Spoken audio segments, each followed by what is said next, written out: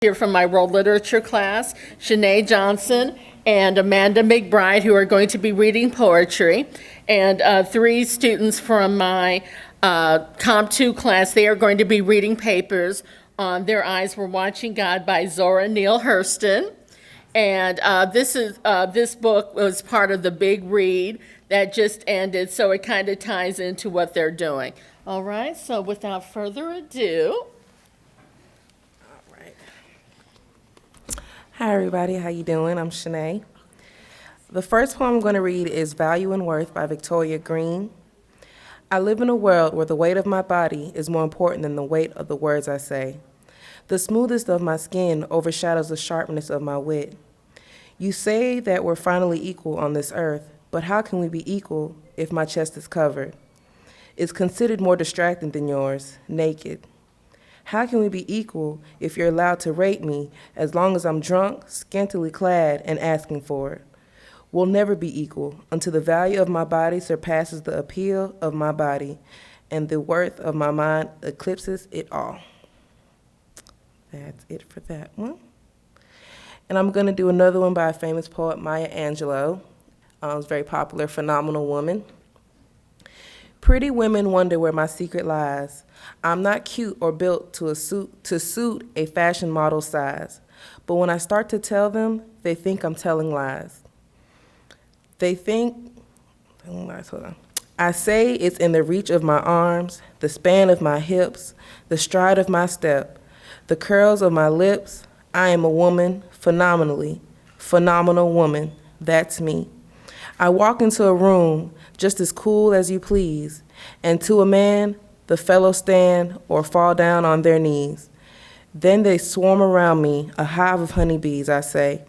It's the fire in my eyes and the flash of my teeth, the swing in my waist and the joy in my feet. I am a woman, phenomenal woman. That's me. Men themselves have worried what they see in me. They try so much, but they can't touch my inner mystery. When I try to show them, they say they still can't see. I say it's in the arch of my back, the sun of my smile, the ride of my breast, the grace of my style. I am a woman. Phenomenal woman. That's me. Now you understand just why my head's not bowed. I don't shout or jump about or have to talk real loud. When you see me passing, it ought to make you proud. It's in the click of my heels, the bend of my hair, the palm of my hand, the need of my care, 'cause I am a woman, phenomenal woman. That's me. And that's it. Thank you.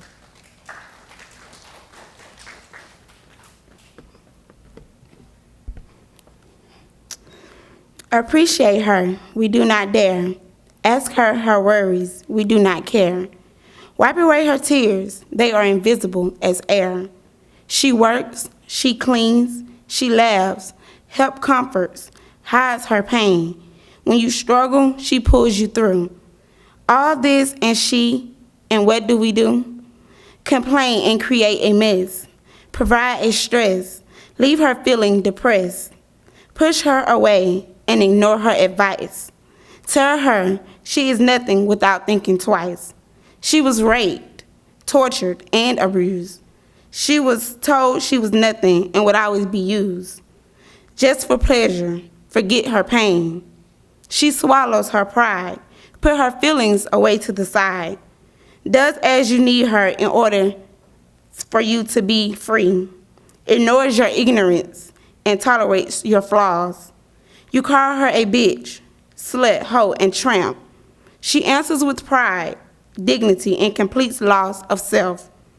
You call her nothing. I call her strong, smart, sensual, caring, and giving. I call her a woman. Thank you.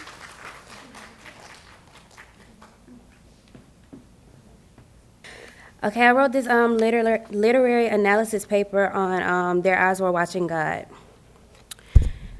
Janie stood there for an unmeasured time and thought. She stood there until something fell off the shelf inside her.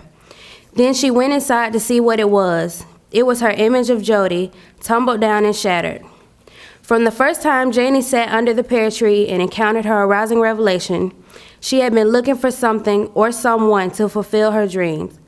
She didn't know when it would happen, but she was always looking in the distance, over the horizon, for something better to come. Logan, her first husband, did nothing for her. There was no love and no passion at all. Then, from the horizon, came a man by the name of Jody. When Janie met Jody, she explained that he did not stand for sun-up and pollen and blossoming trees, but he spoke for far horizon. This meant that Jody didn't stand for the revelation she had envisioned from the pear tree. He didn't enthrall her with the sexual desire she was seeking. Although Jody wasn't what she was seeking sexually, he did supply the new life and new opportunities that she was looking for in the distance. For the big voice he possessed and the opportunities he offered her, Janie and the people of Edenville looked at Jody as a god. His store was the center of the town, and it was his throne. He made the decisions, and he possessed the power. In the Bible, it explains how God took barren land and created everything. God even created people and the food for the people. In their eyes were watching God, Jody took Edenville, a barren land, and created a store and built up the small town, which brought more people. Once he established his power, Jody became their mayor, or God, to help govern and rule over the people. Jody's power was very prevalent in the part of the story where Mrs. Robbins comes to the store begging for food for her and her children. Jody, being selfish, cuts off a small piece of meat. He decided who ate and who didn't because his store was the main source of food for the people of the town. Janie also looked at Jody as a god. She thought he was giving her the horizon she was seeking for, so she didn't question him, she didn't talk back, and she didn't disobey. Jody was her everything until the first time he hit her. On that day, something happened to her. The physical abuse was like a slap back into reality. She then realized that Jody was no god, he was just a man. Janie had made this big image of Jody and without question allowed him to stand on the pedestal that she and everybody else had put him on. Once Jody had struck Janie, her horizon was thrown back into the distance. She then began looking onward, hoping for better things because she realized Jody was not the one. Everybody has had a Jody at some point in their life, a mere man that we put on all of our dreams into, a man we trusted, loved, or put on a pedestal.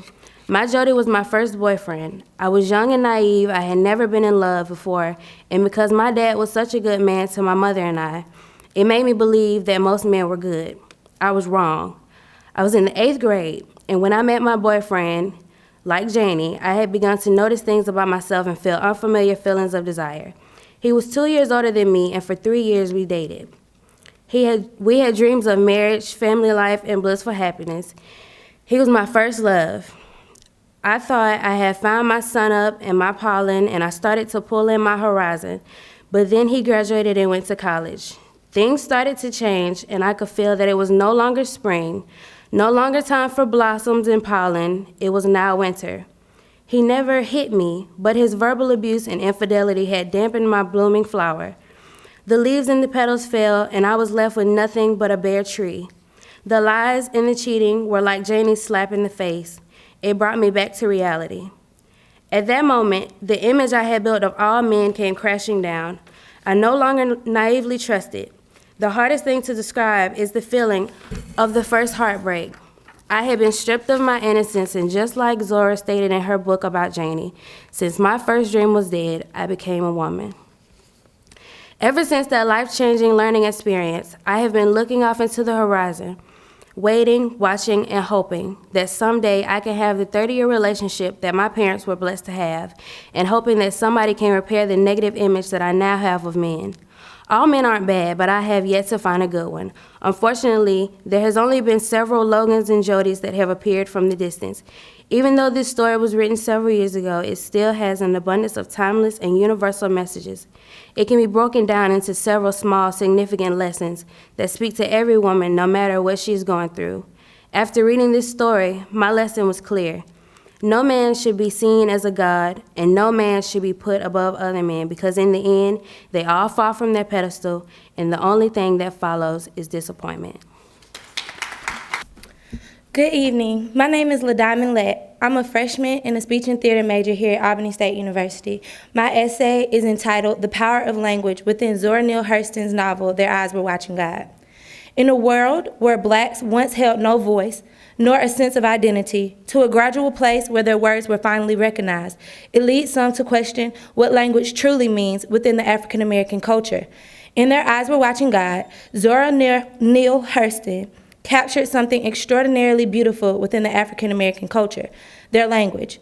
Merriam-Webster Dictionary describes language as a system of words and signs that people use to express their thoughts and feelings to each other. In today's society, being able to express your thoughts and feelings to others isn't just the base of communication, but rather an essential part of being able to survive. In the novel, Their Eyes Were Watching God, language was used to comfort, empower, and strengthen Black people. This novel explored Black vernacular in a completely different way. It was written in 1937. The 1930s was a difficult time within America for African Americans due to the Great Depression. African Americans were being laid off and forced to face unemployment rated 2 to 3 times that of whites. Beyond being unable to provide for their families, they were vastly being mistreated and dehumanized. Their truths were being ignored. Their civil rights were being unjustly and utterly violated. Their sense of hope was seemingly being snatched along with their language, leaving them crippled at the hands of whites. Ultimately, having this novel appear in a time of both social and racial turmoil opened a door for Blacks not only to be considered within society, but heard through their words, stories, and thoughts. Hurston went the extra mile in order to ensure the genuine sound of Black vernacular within the novel. The story takes place in Eatonville, Florida, which is where she collected the rich sound of African American dialect. In the process of writing this book, Hurston went about recording African Americans in Eatonville to capture the way they spoke to one another in efforts to grasp the sincere tone of Black language. Black language in literature is often called ebonics or slang. Some say that language is hard to comprehend and come to terms with. The truth of the matter is the dialect used throughout the story dug deep into the root of African American culture. It was the way that their words came together and formed that portrayed their thoughts and stories entirely. Janie, like many other Blacks, a woman, however, others did. It seemed as though she was selling herself short because she wanted to be loved. Although this novel expresses how Janie is in and out of different relationships, it is first and foremost a story of Janie's search for spiritual enlightenment and a strong sense of her own identity. Janie's experience under the pear tree led her to realize what kind of relationship she wanted out of life. The pear tree was so peaceful, she knew that she wanted a loving relationship like such. She felt the harmony of the pear tree. Many people are not aware sometimes of what they want and who they want to be with and who will make them happy. However, that's how we choose to live in this society. Jane's relationship with Jody was a disaster. She learns that no man that thinks that he is God is any good for her. Jody, believing that he was so high on power, only made Janie more and more rebellious of him. He was not helping her realize her dreams. He was only tearing them apart. Any man that tries to control you or believe that no one can tell him anything needs to be by himself. You can't love someone who is too busy caught up in loving themselves. Jody's death was a break for Janie, and she began to find herself. Janie's relationship with Tea Cake was a totally different intake. Tea Cake teaches Janie the maiden language all over. Tea Cake enhances the spiritual portion of Janie's love life. He is there to support her mentally, physically, and spiritually. Janie was learning to be more silent rather than passive when things she wanted to express herself significantly to others. However, when another man shows up in town, T-Cake beats Janie to show her that he controls her. Other men are jealous of T-Cake's power over Janie. Once he beats her one time, he is able to pamper her, and she felt no hard feelings toward him. This is a typical 21st century love story, a man who feels inferior to a woman unless he can control her with his hands.